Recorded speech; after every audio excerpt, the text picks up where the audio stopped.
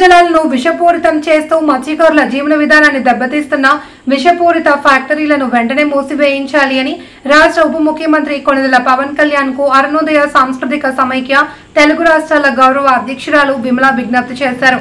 ఏఐఎఫ్టీయు ఉమ్మడి తూర్పుగోదావరి జిల్లా మహాసభలో కాకినాడ జిల్లా పిఠాపురంలోని సూర్యరాయ గ్రంథాలయం ఆవరణలో జరిగాయి. ఈ మహాసభలకు జిల్లా అధ్యక్షుడు కుంచె అంజిబాబు అధ్యక్షత వహించారు. ముందుగా పిఠాపురం ఆర్టీసీ కాంప్లెక్స్ నుండి నాయకులు కార్యకర్తలు భారీ ర్యాలీగా బయలుదేరారు. ఈ rally Kotagummam centre, Uppada centre, పాత బస్టాండ్ మీదుగా సూర్యరాయ గ్రంథాలయం వరకు కొనసాగింది. ముందుగా ఏఐఎఫ్టీయు జెండాను రాష్ట్ర అధ్యక్షుడు కరీం బాషా ఎగరవేశారు. అనంతరం జరిగిన సభలో ముఖ్య అతిథులు ప్రసంగించారు. కేంద్ర రాష్ట్ర ప్రభుత్వాల ప్రజా వ్యతిరేక విధానాలకు వ్యతిరేకంగా పలు తీర్మానాలు చేశారు. ఈ కార్యక్రమంలో కుంచె అంజిబాబు, కర్ణకుల వీర ఆంజనేయులు, గొల్ల అంజయ్య, పడల ఈశ్వరరావు, కడితి సతీష్, డొక్కులూరి సంగీత, జోజి, నారాయణమూర్తి తదితరులు పాల్గొన్నారు.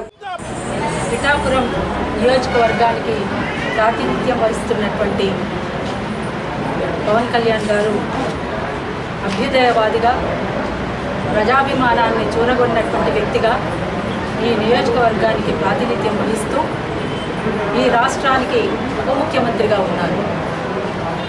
వారిని నేను గతంలో 2-3 వేదికలు షేర్ చేసుకున్న సందర్భంలో తమ్ముడు అని సంబోధించాను.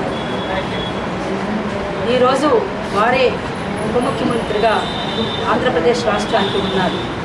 వారికి ఇక్కడ ఒక ప్రజా ఉద్యమకారిణిగా, ప్రజా సాంస్కృతికోద్యమంలో పనిచేస్తున్నటువంటి ఉద్యమకారిణిగా, ఒక అక్కగా ఇక్కడ ఉన్నటువంటి రైతు కూలీ సంఘం, ట్రేడ్ యూనియన్, మహిళా సంఘం, అరుణోదయ సంఘం తదితర సంఘాల నాయకులు అందరము కలిసి వారికి ఒక విజ్ఞప్తి చేయదలుచుకున్నాం. ఈ తీర ప్రాంతానికి ఇక్కడ మత్స్యకారులందరూ కూడా వాళ్ళ జీవనోపాధి మొత్తంగా చేపలు, రొయ్యలు, అంతేకాకుండా పీతలు, వీటి మీద వాళ్ళ జీవనోపాధి కొనసాగుతున్నటువంటి పరిస్థితి ఉంది.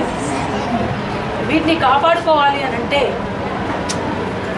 వీళ్ళంతా కూడా, ఈ మత్స్యకారులందరూ కూడా వాటి నుంచి సమాజానికి అందించాలి అంటే ఒక బలవత్తరకరమైనటువంటి ఆహారాన్ని వాళ్ళు సమాజానికి అందించాలనుకున్నా ఇక్కడ ఫార్మా కంపెనీల నుంచి వస్తున్నటువంటి వ్యర్థ పదార్థాలని ఆ నీళ్లలో కలవకుండా చూడాల్సినటువంటి బాధ్యత మీరు తీసుకోవాలని నేను విజ్ఞప్తి చేయదలుచుకున్నాను.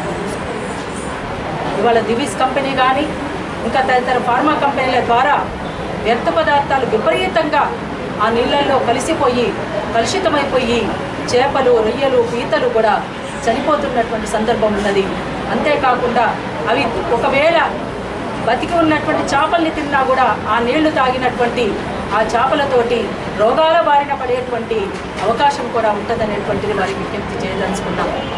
130 సంవత్సరాల క్రితం ఏర్పడినటువంటి 10 గంటల విధానం, ఆ విధానం మళ్ళీ 10 గంటలకు పెంపొందించి ఇప్పుడు ఇవాళ కార్మిక లోకానికి ఇబ్బంది కలుగుతున్నటువంటి సందర్భం కూడా మనం చూస్తూ ఉన్నాం.